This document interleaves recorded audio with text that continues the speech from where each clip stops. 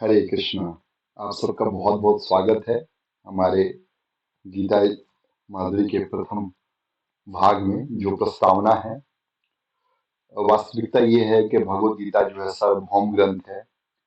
इसको हम ही नहीं, सिर्फ हिंदू ही नहीं पढ़ते हैं, बल्कि मुस्लिम्स, क्रिश्चियंस, जितने भी धर्म के लोग हैं सब इनको पढ़ते हैं। और इसमें से जो विजडम है उसको प्राप्त करने की कोशिश करते हैं। और हम लोग देखते हैं कि जितने लोगों ने भगवत गीता को अपने जीवन में अपनाया है, उन सारे लोगों को जो है जीवन में ज्ञान की प्राप्ति हुई है, भगवान की कृपा प्राप्त हुई है, भक्ति प्राप्त हुई है। और इसके साथ साथ जो भटके हुए लोग हैं उनको मार्गदर्शन मिला हुआ है, जो अज्ञानी है उनको ज्ञान प्राप्त हुआ है, और जो ज्ञानी है उनको दिशा प्राप्त हुई है। हम्म। और इसके साथ ही साथ जो भगवत गीता है पूरे विश्व का कल्याण करने वाली जो है अद्भुत ग्रंथ है, जिसके ऊपर 700 से ज्यादा कमेंट्रियां हैं। और इसके साथ ही साथ हम लोग देखते हैं कि बड़े बड़े विद्वान लोग जो हैं इसके ऊपर टीका करते हैं, टिप्पणी करते हैं, और अपने जीवन में जो है उसको उतारने का प्रयास करते हैं। एक बार की बात है कि बहुत बड़े विश्व के बहुत बड़े वैज्ञानिक थे अल्बर्ट आइंस्टाइन। तो उनका एक स्टूडेंट था जो उनके अंदर में रिसर्च वर्क करने गया वहां पे। और उनसे जो है जब बातचीत होने लगी तो आइंस्टाइन ने बोला कि तुम इंडिया से आए हो, तो सबसे पहले मैं तुमसे गीता के बारे में कोई कुछ प्रश्न पूछना चाहता हूँ। और उन्होंने अध्याय 9 और उसकी श्लोक संख्या 4 को निकाला और पूछा कि आप बताइए इसका क्या अर्थ है। तो उस इंडियन स्टूडेंट ने हाथ जोड़ लिया, बोला कि सर, मैं इंडियन हूँ लेकिन मैंने गीता नहीं पढ़ी। तो आइंस्टाइन को बहुत आश्चर्य हुआ कि तुमने जो है गीता नहीं पढ़ी भारत में रह के। ये वैसे ही है जिस प्रकार एक मछली जो है जल के अंदर रहती है और भीगी ना हो। ऐसा हो ही नहीं सकता। कोई व्यक्ति कोयले की खदान में गया हो और काला ना हुआ, ऐसा हो नहीं सकता। हाँ। किसी के ऊपर आटे की बोरी गिरी हो और उसमें आटा ना लगा हो, और वो व्यक्ति वो पढ़ नहीं पाया, वो जानता ही नहीं था भगवद्गीता के बारे में। इसलिए हमको गीता जी को जानना चाहिए। और भगवान ने इतने सुंदर भाषा में कही है। हाँ। लेकिन लोग समझते हैं कि बहुत कठिन है गीता। तो आप आपका जो गीता है, हम लोग ट्राई करेंगे उसको एकदम सिंप्लीफाइड करके बताएं, प्रश्नोत्तर के रूप में बताएं। और सबसे पहले मैं बताना चाहूंगा गीता जी की स्टार्ट कैसे हुई, कहाँ क्यों भगवान ने बोला ये गीता।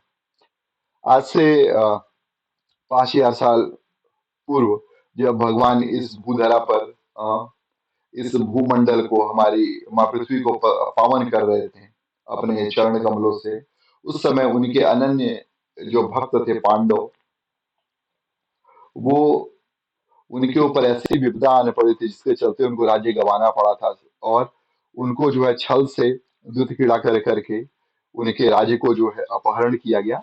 और 12 वर्ष का उनको जो है भेजा गया जंगल में वनवास के लिए। और 1 वर्ष का ज्ञातवास के लिए उनको बोला गया, मतलब टोटल 13 साल राज्य करना उनको जो है वन में बिताना था, और 1 साल जो है 12 साल और प्लस 1 साल अज्ञातवास में।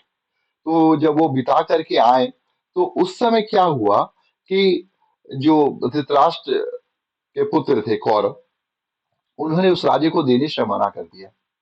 और जब राज्य को देने से मना किया, भगवान संधि का प्रस्ताव लेकर के भी गए उसका दूत बन के, युधिष्ठिर महाराज जी का। लेकिन उनका जो है प्रस्ताव को अस्वीकार कर दिया गया। और उन्होंने, भगवान ने बोला कि 5 ग्राम ही दे दो मुझको, 5 लूंगा मैं। एक्चुअल वास्तविकता में तो तुमको मुझको आधा राज्य देना चाहिए, लेकिन तुम 5 गांव भी देते हो तो मैं उससे भी संतुष्ट रहूंगा, 5 पांडव संतुष्ट रहेंगे। लेकिन दुर्योधन नहीं माना, और अंततः युद्ध की तैयारियां चालू हुई। और वेद व्यास जी, जो धृतराष्ट्र और पांडु के पितामह थे, वो उनको समझाने भी आए कि बोले कि हे धृतराष्ट्र, तुम जो है इस ये जो युद्ध होगा महाभारत का युद्ध, इससे बहुत बड़ा भीषण संहार होगा विश्व में। और तुम उस संहार के तुम साक्षी होगे, तुम उत्तरदायी होगे। लेकिन धृतराष्ट्र नहीं माना। तो वेदव्यास जी ने बोला कि ठीक है, मैं तुमको दृष्टि देता हूँ जिससे तुम देख सको कि क्या हो रहा है युद्ध स्थल पे। तो भी धृतराष्ट्र जो है उसने स्वीकार नहीं किया कि मुझको दृष्टि चाहिए। तब उन्होंने संजय को दृष्टि दी, जो उनका सेवक था, भगवान ये धृतराष्ट्र का सारथी था संजय। हाँ, और सारथी को उन्होंने दिव्य दृष्टि दी और बोला कि तुम जो है इनको बताओ कि आखिर क्या हुआ है। और तब जो है धृतराष्ट्र को जो है देखना भी नहीं था और सुनना भी था। तो आजकल लोग भी ऐसे ही होते हैं जो बोलते हैं कि वो ज्ञान के चक्षु खोलना नहीं चाहते, सिर्फ सुनना चाहते हैं। दूसरों की बात सुनना चाहते हैं। अगर हमको ज्ञान मिला हुआ है, हाँ, तो वास्तविकता क्या है हम अपनी आंखों से भी देख सकते हैं।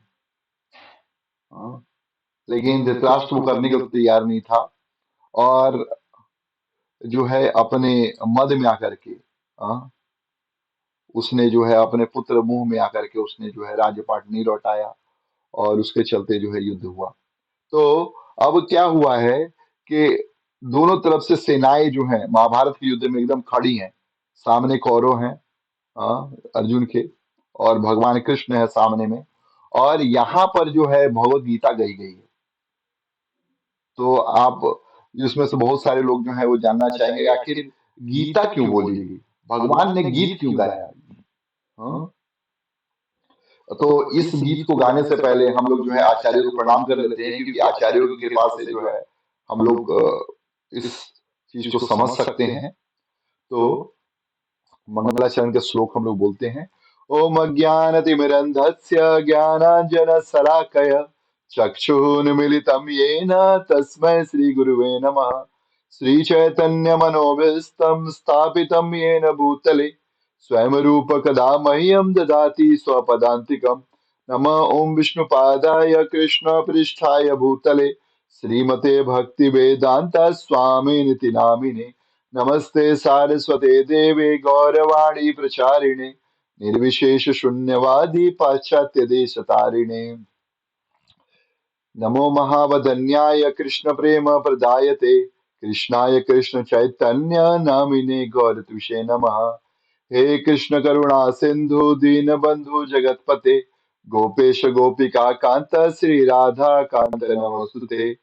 तप्त कांचन गौरांगी श्री राधे वृंदावनेश्वरी वृषभानुसुते देवी प्रणमामि हरिप्रिये। वाञ्छाकल्पतरुभ्यश्च कृपा सिन्धुभ्य एव च पतितानां पावनेभ्यो वैष्णवेभ्यो नमो नमः। जय श्री कृष्ण चैतन्य प्रभु नित्यानंद श्री अद्वैत गदाधार श्रीवासादि गौर भक्तवृंद। हरे कृष्णा। तो यहाँ पे भगवान जो है वो रथ ले हाँक रहे हैं अर्जुन का, और दोनों सेनाएं जो हैं आमने सामने खड़ी हैं। तो भगवान ने कि गीता ही क्यों बोली, गाने की जरूरत क्या थी। तो यहाँ पे आता है कि भगवान जो है, भगवान ने देखा कि अर्जुन अपने सगे संबंधियों को देख करके बहुत विषाद में, बहुत दुख में है। इसीलिए जो है अर्जुन ये युद्ध नहीं करना चाहता है और बहुत दुखी है। इसलिए भगवान ने ये गीता कही। और किस कारण से उसका शोक हुआ था, क्यों हुआ था?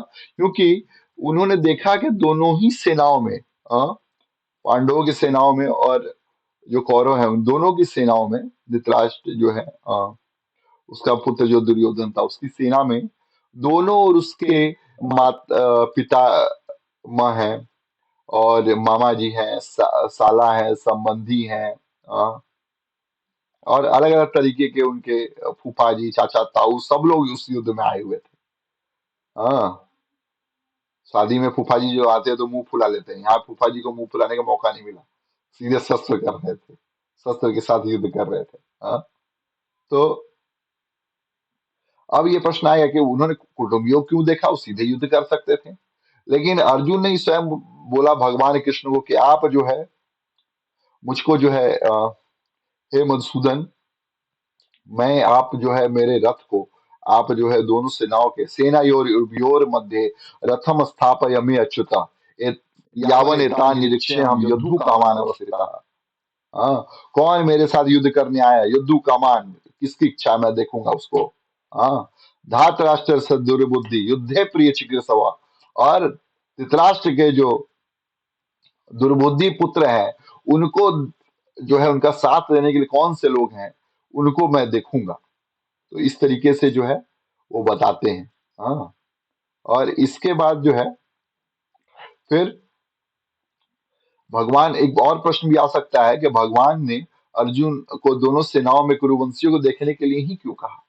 हाँ, क्योंकि अर्जुन ने बताया कि मैं देखना चाहता हूं अपने दुश्मनों को जो आए हैं।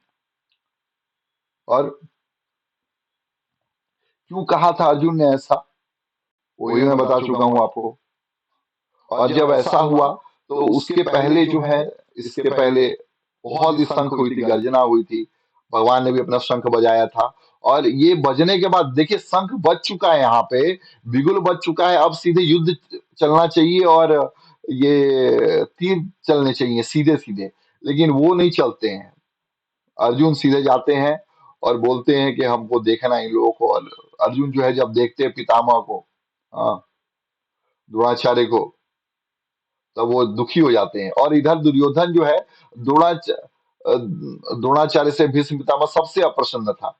हाँ, तो द्रोणाचार्य को जाके बोलता है कि हे गुरुदेव, देखिए आप ही का सिखाया हुआ जो है अ, शिष्य है धृष्टद्युम्न, वो देखिए पांडवों का सेनापति बना हुआ है। हाँ, एक तरह से गुरु महाराज पे व्यंग कर रहा है वो व्यक्ति। और वो भीष्म पितामह पे भी शक करता था। क्यों? क्योंकि भीष्म पितामह जो है वो पक्षपाती थे। वो उसको मन में था कि पांडवों के पक्षपाती हैं, वो उसको मारेंगे नहीं। तो ये उसके मन में था। हाँ, लेकिन इतना सुनने के बाद भी दुर्योधन चालाकी से अपने गुरु महाराज को नीचा दिखाने की कोशिश करता है, लेकिन द्रोणाचार्य चुप रहते हैं। क्योंकि द्रोणाचार्य को उकसाने के लिए बात कही गई थी, और द्रोणाचार्य बहुत ही जो है शार्प माइंड के थे, बहुत ही was very very intelligent. So वो समझ चुके थे कि ये जो दुर्योधन ये बातें कर रहा है, he just only want to instigate my anger, मेरा गुस्सा जो है वो दिलाना चाहता है, मेरा गुस्सा जो है उसको डेवलप करना चाहता है, लेकिन मैं इसकी बात में सरलता से नहीं आऊंगा। हाँ, और इस प्रकार जो है दुर्योधन अपने चाल में कामयाब नहीं हो पाता, और उसको खुश करने के लिए जो है भीष्म पितामह अपना ये बजाते, शंख बजाते हैं। हम्म। और यहाँ पे क्या है कि धृतराष्ट्र जो संजय से पूछता है कि धर्म क्षेत्र कुरुक्षेत्र साम बेता उत्सव, धर्म क्षेत्र जो है कुरुक्षेत्र, वहां पे मेरे पुत्र और पांडव के पुत्र दोनों एकत्रित हुए, तो उन्होंने क्या किया? कि मकुरवत संजय, उन्होंने क्या किया एक्चुअल में? संजय जो 10 दिन जब युद्ध का बीत जाता है, भीष्म जो है सैया पे लेट जाते हैं, तब संजय जाते हैं धृतराष्ट्र के पास और उनको ये हालचाल सुनाने के लिए। तो ये गीता जो है 10 दिन के बाद है। आप मतलब समझिए कि 10 दिन युद्ध खत्म हो चुका है, उसके बाद आप 18 दिन का युद्ध है, 9 दिन युद्ध चला, 10वां दिन का है, 10वें दिन जो है भीष्म पितामह को संजय ये बता रहे हैं। तो आप महाभारत, इतनी बड़ी महाभारत लिखी ही इसीलिए गई कि बीच में भगवत गीता भीष्म पितामह ये वेद व्यास जी दे सके। हाँ, तो संजय ने जो है इस प्रकार वर्णन किया धृतराष्ट्र को। और धृतराष्ट्र क्यों पूछ रहा है ये चीज कि युद्ध हुआ, अरे युद्ध की स्थिति तो युद्ध ही होगा ना, और क्या क्या हो सकता है? तो धृतराष्ट्र को जो बहुत बड़ा आश्चर्य हुआ कि भीष्म पितामह कैसे हार सकते हैं, जो परशुराम जी से नहीं हारे, भगवान थे स्वयं, उनसे नहीं हारे, फिर इस तरीके से उससे सैया पे कैसे, बाणों की सर सैया पे कैसे लेट गए? हाँ, तब उसने पूछा कि मेरे पुत्र और पांडु के पुत्र ने क्या किया। तो उन्होंने बताना चालू किया दुर्योधन के बारे में, कि दुर्योधन अपने सूरवीरों के बारे में बता रहा है। पहले पांडवों के में कौन कौन सूरवीर हैं, भीम और अर्जुन के बारे में बता रहा है कि हमारे समान ही है।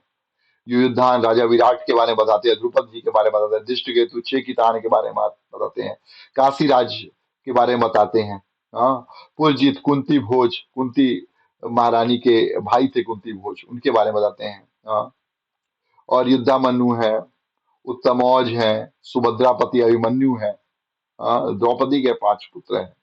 ये सब सूरवीर हैं, सब के सब महारथी हैं, ये युद्ध करने आए हैं।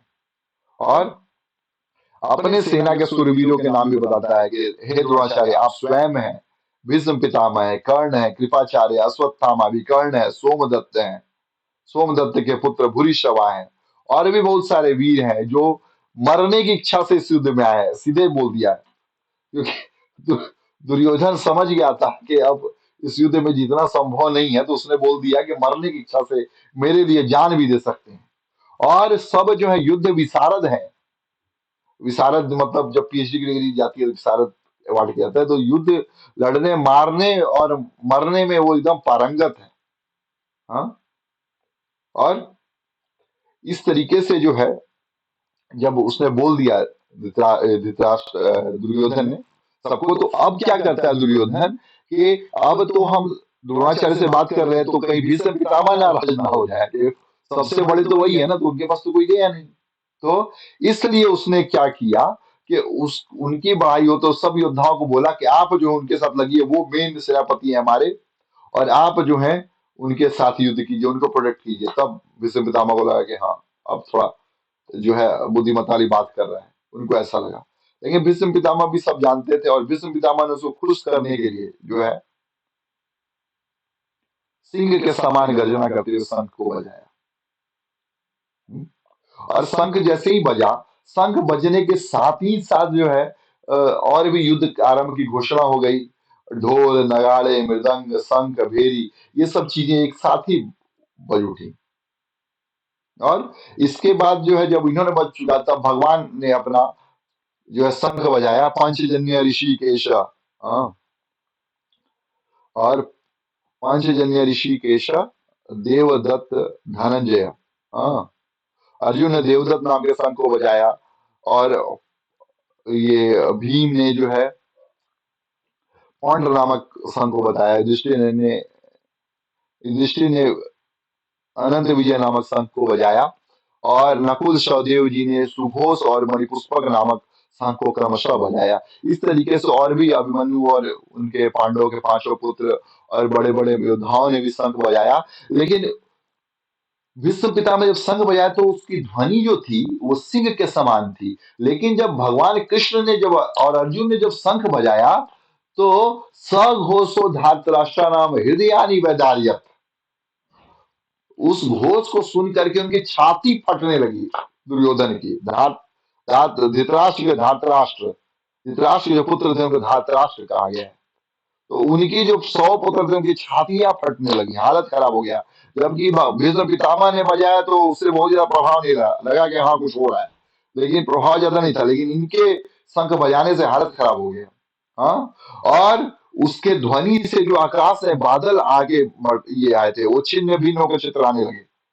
आप सोचिए अगर मूवी में जैसे हो रहा हो, अगर कुछ हीरो जोर से बोलता है तो आकाश फट जाता है, बादल छिटाने लगते हैं, हवाएं तेज चलने लगती है, सनसनाने लगते हैं, बिजली कड़कने लगती है।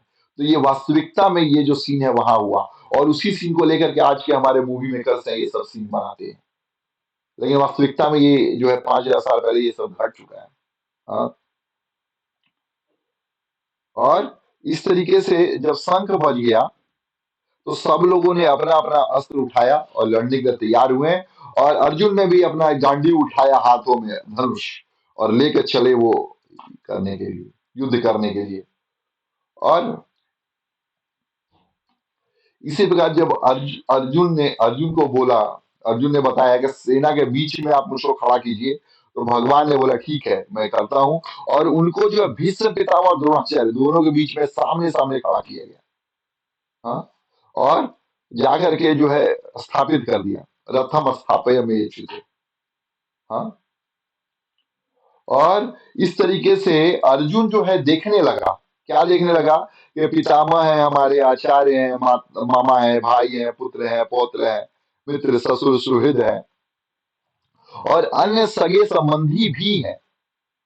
तब अर्जुन बोलता है कि हे कृष्ण, ये मेरे सगे संबंधी हैं, इनको देख करके मेरा मन जो है विभल हो जा रहा है। हाँ, मैं दुख के सागर में हूँ, मेरा शरीर जो है कांप रहा है। गांडीओम सब त्वक्ष परिदेते, जो त्वक है, त्वचा है, वो जल रही है, गांडी जो है छूट रहा है, मेरा मन भ्रमित हो रहा है, और मैं खड़े रहने में भी असमर्थ हूँ। हम्म।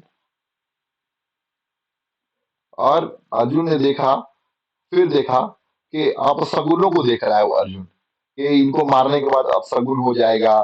अ, जो है स्त्रियां जो है विधवा हो जाएंगी। हाँ। और हमको विजय मिल भी जाएगा तो क्या हो जाएगा?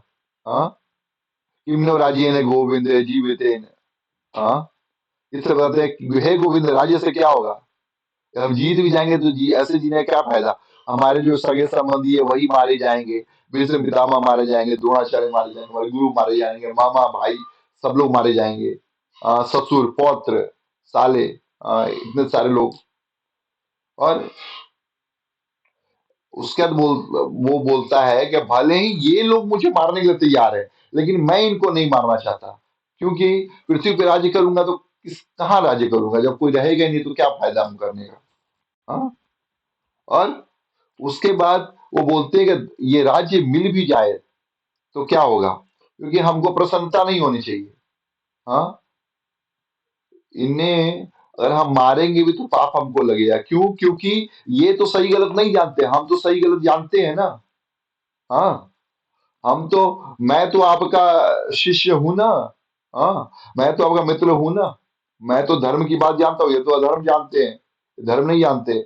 तो अगर हम धर्म जानते हुए अधर्म करेंगे तो पाप जो है हमको लगेगा।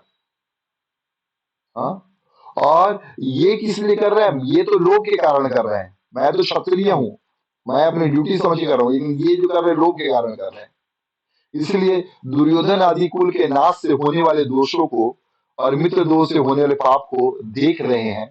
तो हे जनार्दन, ऐसा बोलते हैं, अर्जुन बोलते हैं कि कोई भी पाप अगर हो, अगर आप देख रहे हैं ऐसा, तो कुल के नाश जब होगा तो उसका जो पाप है उससे बचना बहुत मुश्किल है, क्योंकि ये सब मरेंगे और इनके नाश से कुल परंपरा का नाश होगा। स्त्रियां जो है इनकी विधवा होंगी, वो जो है दूषित होंगी।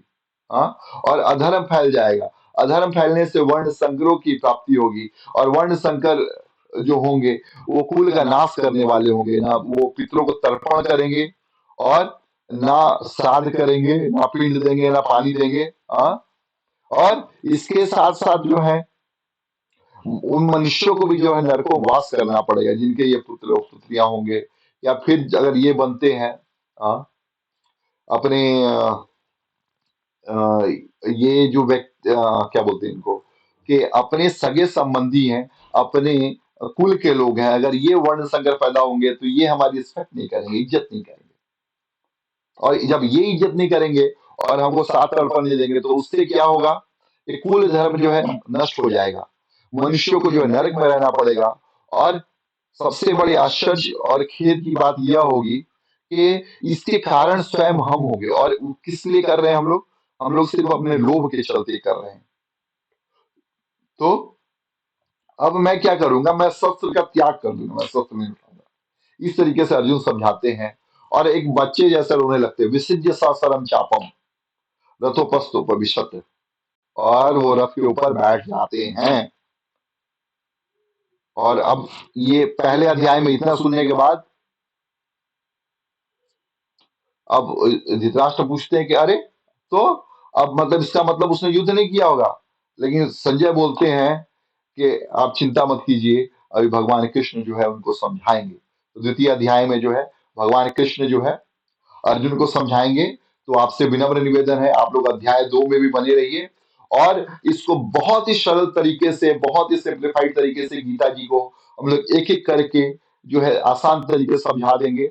और आप जो देखेंगे, बच्चा भी जो है गीता जी को समझ करके जो है पढ़ सकता है, समझ सकता है, गीता जी से शिक्षाएं ले सकता है, और अपने जीवन को सफल बना सकता है। तो आप सब मेरे पीछे पीछे बोलिए एक बार, हरे कृष्ण कृष्ण कृष्ण हरे हरे, हरे राम राम राम हरे हरे।